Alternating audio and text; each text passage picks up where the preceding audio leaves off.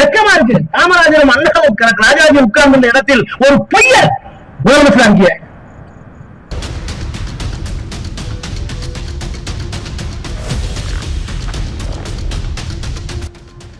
உன்னை மூசுங்கிறதா, முட்டாளுங்கிறதா, இல்ல கிறுக்குங்கிறதா, இல்ல பொய்யங்கிறதா ஒன்றும் புரியல.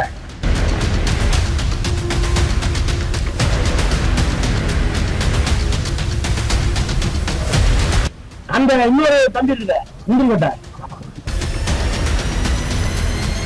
உனக்கு வெக்கமா இல்ல? எத்தனை மாதிரி சொல்ல சொல்லுங்களா?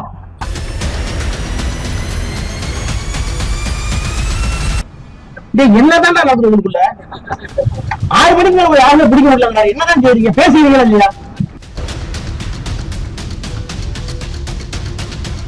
இதெல்லாம் குறைந்தபட்ச நாங்க நீ மனுஷனா இருந்தா. ஆனா இன்னைக்கு ஒரு ஆள் உட்காந்துக்கிட்டு குளத்தூர் பரோட்டா 8 மணிக்கு மேல நீ சாப்பிடறதெல்லாம் எங்க கொடுக்குற?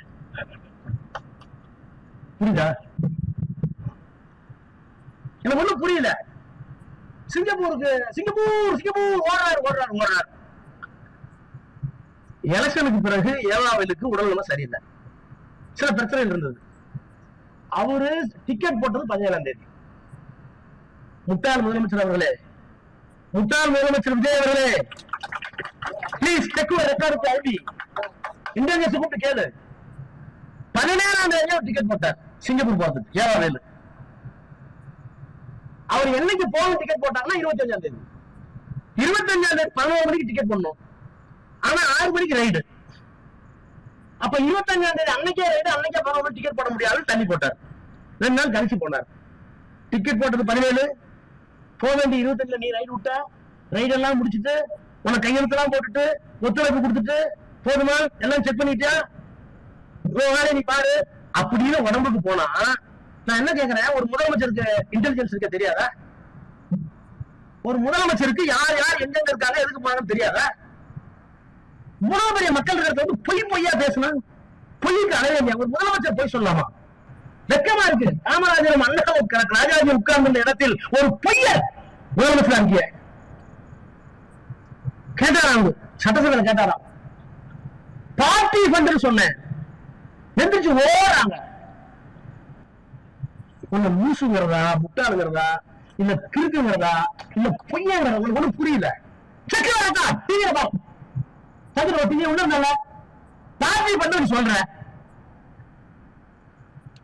எதிர்கட்சி தலைவர் என்று சொல்ற பார்ட்டி பண்ணு சொல்றீங்களே, எந்த பார்ட்டி வாங்கினாங்க? அதுக்கு என்ன ஆதாரம்?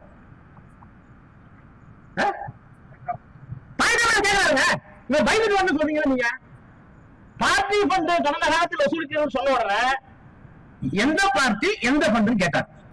அதை சொல்ல வேண்டிய கடமை முதலமைச்சருக்கு இருக்குன்னு சொன்னார். இவர் பத்திட்டார். இவரு ஆய திறக்க மாட்டாரு. என்ன எழுதி கொடுக்குறாங்களோ ஸ்கிரிப்ட் அதை சொல்ல பேச முடியாது. அப்ப ஒண்ணும் தெரியாது. அந்த இன்னொரு தம்பி இருக்குல்ல முந்திரிக்கோட்டை, அந்த பையன் வந்துருச்சு. நாங்கள் எந்த பார்ட்டி என்று சொல்லவில்லை. உனக்கு வெக்கமா இல்ல? எந்த பார்ட்டி சொல்ல சொல்லுங்களா? நீ எந்த பார்ட்டின்னு சொல்லி நாங்க உரையாடுறது நீ ரைட். நீ எந்த பார்ட்டி சொல்றது துப்பு இல்ல, முதுகெலும்பு இல்ல. முதுகெலும்பு இல்லாத முதலமைச்சரை ஏற்றுக்கொண்டு அறவை கேட்ட அமைச்சரை ஏற்றுக்கொண்டு ஏன்டான செலவு வெளியே வந்தார். வேற ஒண்ணும் அதான் உண்மை. என்ன ஒண்ணும் பண்ணீங்களா? பார்ட்டி ஃபண்ட் ஓடினார் சிங்கப்பூர்.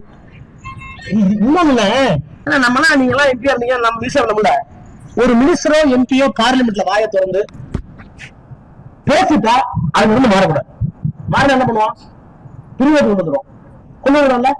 பிரிவில் இருந்து என்ன உரிமை பிரச்சனை. அதையும் ஒன்று சொன்னார் ராஜா தங்கமானுக்கு. எதை வச்சு அதையும் ஒன்று சொன்னார். வெளியே போய் தப்பா பேசுறார். இது நாடாளுமன்றத்தை இழிவுபடுத்த சமம். பிரிவினர் மோசன் கொண்டு வந்துறாங்க. எனக்கு புரிஞ்சு ஒன்னே ஒன்று நாங்க மணிக்கு போக வேண்டியதான். தப்பா பேச விட்டு போக வேண்டியதான். இதானே நல்ல கவனிங்க. படிச்சு வந்துருக்கீங்க, பிரச்சனை வந்துருக்கீங்க. எனக்கு போகலாம். ஆனா என்ன பண்ணி சொல்லிக்கிற? ஐயே என்ன பண்ற? மேகதாதுக்கு ஒரு தீர்மானம் கொண்டு வர யாரு? முதலமைச்சர். மேகதாது அந்த டிடிஆர் டீடைல்டு ப்ராஜெக்ட் ரிப்போர்ட் கூடாது, நிறுத்தணும்னு சொல்லி சுப்ரீம் கோர்ட்டுக்கு போனோம். அரசாங்கம் சுப்ரீம் கோர்ட் போனோம். சுப்ரீம் கோர்ட் என்ன பண்றாங்க? முடியாது. நீங்க உச்ச நீதிமன்றத்தால் சுப்ரீம் கோர்ட்டால் உருவாக்கப்பட்டிருக்கிற CWC காவிரி வாட்டர் கமிஷன் போங்க அப்படின்னாங்க. காவிரி வாட்டர் கமிஷன் போனா ஒன்னும் ஐஏஎஸ் அதிகாரி உட்காந்துருக்காங்க, அங்க நிவாரணம் கிடைக்காது. அப்ப முதலமைச்சர் எல்லா சட்டமன்றங்களையும் கூப்பிட்டு சுப்ரீம் கோர்ட் என்ன சொல்றாங்க, காவிரிக்கு வேற, காவிரி நாங்க கொடுத்த ஆர்டர் வேற, அதுக்கு ஒரு கமிட்டி இருக்கு, அதுக்கு ஒரு மேலாண்மை குழு இருக்கு. ஒண்ணு அந்த குழுல போய் சொல்லுங்க, இல்லன்னா நீங்க மேகதாதுக்கு தனியா ஒரு ட்ரிபியூனல் கேளுங்க. சொன்னது யார்? உச்ச நீதிமன்றம். இந்த நம்ம கைகாலாற்ற முதலமைச்சர் இருக்காருல்ல, ஸ்கிரிப்ட் முதலமைச்சர், அவர் ஒரு தீர்மானம் கொண்டு வர்றாரு. அந்த தீர்மானத்தில் எதிர்கட்சி தலைவர் உதயநிதி ஸ்டாலின் ஒரு திருத்தத்தை முன்மொழிகிறார். நல்லா கவனிங்க, என்ன பண்ணுகிறார் என்றால், காவிரிக்கு நாம் நடுவர் மன்றம் போட்டோம், அதுல உத்தரவு கிடைச்சிருக்கு, அதுல நமக்கு இத்தனை டிஎம்சி தண்ணி கொடுக்கணும் உத்தரவு வாங்கிட்டோம். அதே மாதிரி மேகதாதுக்கும் ஒரு தனி வழக்கை போட்டு மேகதாதுக்கும் நடுவர் மன்றம் கேட்கலாம், கேட்க வேண்டும் என்ற தீர்மானத்தை சேர்த்துக் கொள்ளுங்கள். உதயநிதி சொல்ல தப்பாக இருக்கட்டும், முதலமைச்சர் சந்திரன் நீ சொல்லு, பக்கத்துல எல்லா ஐஏஎஸ் இருக்காங்களா, சீஃப் செக்ரட்டரி இருக்காங்களா? நான் சட்டமன்றத்துக்கு சொல்றேன், முதலமைச்சர் பக்கத்துல பாக்ஸ்ல chief secretary, water resource secretary, எல்லா செக்ரட்டரியும் வந்துட்டாங்க. இப்படி உதயநிதி சொன்ன உடனே ஒரு முதலமைச்சருக்கு மூலம் இருந்தா என்ன பண்ணிருக்கோம், என்னென்ன பண்ணிருக்கணும்? நான் கோபத்தோட சொல்றேன், கூப்பிட்டு சைகர் என்ன காமிப்பாங்க, என்ன எல்லோரும் சொல்றாரு, அது சாத்தியமான்னு கேட்டுக்கணும்ல, கேட்டுக்கணும்ல, கேட்கல. எந்திரிச்சு மாண்புமிகு எதிர்கட்சி தலைவர் சொன்னதை தீர்மானத்தில் சேர்த்துக் கொள்ளலாம். சேர்த்தாச்சு. என்ன சேர்க்கலாம்? காவிரிக்கு எப்படி நடுவர் மன்றம் போட்டீங்களோ அதே போலவே மேகதாதுக்கும் ஒரு நடுவர் மன்றத்தை போடலாம். எங்களுடைய நோக்கம் என்னன்னு சொல்லிட்டுமா, இப்படி போட்டாதான் கர்நாடகத்தை கட்டுப்படுத்த முடியும். இந்த ட்ரிபியூனல் பண்ண ஒரு ட்ரிபியூனல் பண்ண எத்தனை வருஷம் ஆகும்? காவிரி ட்ரிபியூனல் வரதுக்கே 30 வருஷம் 20 வருஷம் ஆச்சா? அது மாதிரி மேகதாது ஒரு 20 வருஷம் ட்ரிபியூனல் போயிடும் அப்படின்னு ரொம்ப புத்திசாலித்தனமா நம்ம கொண்டு வந்ததை இந்த முட்டாள் முதலமைச்சர் சொல்லி அந்த முதலமைச்சர் ஏத்துக்கிட்டாரு. தீர்மானம் நிறைவேறிச்சு இல்ல? நல்லா கவனிங்க, முதலமைச்சர் Chief Honorable Chief Minister of Tamil Nadu has categorically admitted in the assembly that there should be a separate tribunal for Meghdadu. Am I correct? இதுதான் கரூர்ல போய் மேகதாது சொல்லணும், இடத்துல சுப்ரீம் கோர்ட் தள்ளுபடி பண்ணிச்சு, நல்லா வைக்கிறது இல்ல. யார் இவரு? சட்டசபையில் இன்னொரு அமைச்சர் திமுகவில் போட்ட ஓமதி என்ற வழக்கறிஞர் நம்மளால வாழாடினார். என்னதான் நடக்குது உங்களுக்குள்ள? 6 மணிக்கு ஒரு யாருமே பிடிக்க முடியல, என்னதான் செய்றீங்க? பேசுறீங்களா இல்லையா? ஏதாவது பண்ணி பண்ணி கலைஞர் நியாயமா சொல்லுங்க. உங்களை இல்லையா? ஆனா 5 மணிக்கு கூட்டு கலைஞர் கூப்பிடுவா இல்லையா? 4 மணிக்கு கலைஞர் 4 மணிக்கு இருப்பாரு. பத்திரிகை எங்களுக்கு வராது, ஹிந்து வராது, டெல்லியில குழுவுல 5 மணிக்கு ஹிந்து அதை பத்தி செய்வதுக்கு பாத்தியா பாரு. குழுவுறீங்க யாரும் வரலைங்க, அதே என்னப்பா குழு உடனே பேசுவாரு. நாங்க அந்த நேரத்துல காட்டளிப்பி ஒரு முதலமைச்சர் 24/7 24 மணி நேரம் விழித்துக் கொண்டிருக்கிற ஒரு முதலமைச்சர் என்ன நடக்குன்னு பாக்கலாம். நீ 2 மணி நேரம் சுத்திருக்க அவனுக்கு இருக்கான்னு கேக்குறேன், என்ன பண்றீங்கன்னு கேக்குறேன். அப்புறம் கரூர்ல நம்ம பெரிய போடுறோமா? என்ன பெரிய போடுறோம் கரூர்ல? எவ்வளவு பெரிய பெரியவர்கள் நாங்க தாங்கியிருக்கோம். திருப்பூரிகள் ஓடிவீர்கள். நான் என்ன கேட்கிறேன், இன்னொரு மந்திரி இருக்காரு, போய் ஏன் சொல்றது?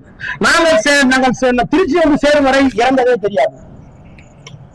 நாங்கள் திருச்சி வந்து கரூர்ல இருந்து திருச்சி வந்து சேரும் வரை, பத்திரிகையாளர் 40 பேர் வந்து விட்டார் சொல்லுகிற வரை எனக்கு இத்தனை பேர் செத்தாருன்னு எனக்கோ எங்க தலைவருக்கு தெரியாது. இப்ப கேட்டு ஒரு ஆள் அப்படியே எடுத்து பக்கத்துல போடுறோம். அவர் இறங்கும் போது சார் செத்துட்டாங்க சார் 10 பேர், என்ன சார் சொல்றீங்க அஜய் சார் கேக்குறாங்க. ஆடியோ நான் ஒண்ணும் இல்ல. ஏன் இந்த பச்சை போய் இந்த நாட்டுல பொய் சொல்றதுக்கு அளவே இல்லையா? அது இப்ப வீடியோ வந்து பிற்பாடு நாக்கு எத்தனை வச்சு வச்சிருக்கீங்க? எங்க அண்ணன் ஐயோ புரட்சி புயல் இது இந்த புயல் மாறி மாறி இந்த கடல் அடிக்கிறது அந்த கடல் அடிக்கிறது. திராவிட முன்னேற்ற கழகத்திற்கு நம்முடைய தலைவர் சார், என்னுடைய தலைவருடைய மகனான முத்துவேல் கருணாநிதி ஸ்டாலின் அவர்களுக்கும் கடைசி வரை உறுதுணையாக இருப்பேன். தம்பி விஜய்க்கும் விஜய் நல்லாட்சிக்கும் அரணாக இருப்பேன். பாதுகாப்புக்கு அரணுக்கு என்ன வித்தியாசம்? சில கூடுதலான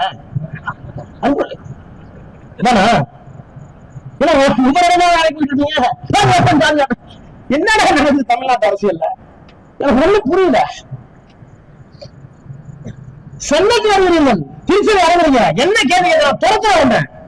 பேக தூக்கிட்டு ஓடுவாங்க முதலமைச்சர். என்னன்னு சொல்லுறேன், இன்னும் உண்மை நிலவரம் தெரியவில்லை. குறைந்தபட்சம் அதற்காக நான் வருத்தப்படுகிறேன். என்னுடைய மனநிலையும் சரியில்லை. நான் மீண்டும் கரூருக்கு போனால் இன்னும் அபரித சூழ்நிலை விபரீத சூழ்நிலை விளையலாம். நான் சென்னைக்கு போகிற இடத்தில் பேசுகிறேன். சொன்ன என்ன சொன்னேன். சென்னைக்கு போறீங்க, அங்க உலகத்துல கேட்கிறான் சார் 40 45 செத்துக்கிட்டாங்க. என் இதயம் மதிக்கிறது. என்ன சொன்னார் என்று எனக்கு தெரியவில்லை. என் கனத்த இதயம் அவனுக்காக அழுகிறது. இப்போ நான் பேசுகிற மனநிலை இல்லை. பிறகு பேசுகிறேன். வணக்கம் சொல்ல முன்ன இதெல்லாம் குறைந்தபட்ச நாங்கள் நீ மனுஷனா இருந்தா எதுவுமே இல்லாம சிபிஐக்கு போயிட்டு சிபிஐ அமைச்சர்கள் குற்றவாளி என்று சொல்லப்பட்டிருக்கிறது. இந்த அமைச்சர் இருக்காங்கல்ல, 2 அமைச்சரை சிபிஐ குற்றம் சாட்டி இருக்கிறது. இதுல வேற பொய்யிட்ட அளவே இல்லைன்னு எங்களை கரூர் போகணும் என்று தடுத்தார்கள். 2000 தலைவர் சொல்லி தொலைச்சு போங்க அரசியலுக்கு. எங்கள் தலைவரை தடுத்தார்கள். நீங்களே சொல்றீங்க அறிவு தான். அப்படியே போட்டா சொல்லிட்டு உச்ச நீதிமன்றத்தில் திராவிட முன்னேற்ற கொடுத்த பிரமாணம் தாக்கிது என்ன? கரூருக்கு போவது ஆட்சேபம் இல்லை. அந்த மக்களுக்கு உதவி செய்த ஆட்சேபம் இல்லை. ஆனால் சிபிஐ வழக்கு இருக்கிற நேரத்தில் குற்றம் சாட்டப்பட்டவர்களுக்கு எதிராக சாட்சி சொல்ல வேண்டியவர்களுக்கு அரசாங்கத்துடைய பணத்தில் இப்போது தராதீர்கள். அப்படி 20 வருஷம் கொடுத்தீங்கன்னா அல்லது 30 வருஷம் கொடுத்தீங்கன்னா வேலை போட்டு கொடுத்தீங்கன்னா அவர்கள் உண்மையை சொல்வதற்கு சங்கடப்படுவார்கள். ஆனா பள்ளிமணிக்கு வக்கீல்கள் தெளிவா சொன்னார். கிரிமினல் சட்டத்திலே அப்படியே இருக்கு. நீ விட்னஸ் கழிச்சிடல.